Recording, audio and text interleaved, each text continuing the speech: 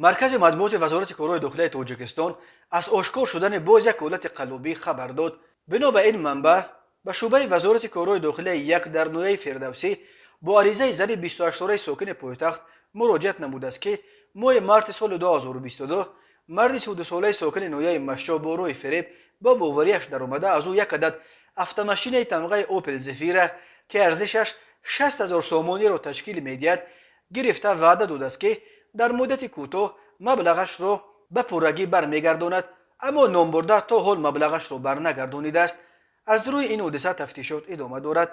وقتهای آخر در تاجیکستان موردهای قلابی افزایش یافته است. بنا به آمار وزارت کارهای داخلی در نیمه اول سال 2022 در جمهوری 1144 حالت قلابی و نیمه اول سال گذشته 1481 مورد قلابی ثبت شده است، ولی شماره واقعی حالتهای قلابی خیلی بیشتر است، چون که بسیاری از قربانیان قلابان به مقامات مراجعت نمی کنند.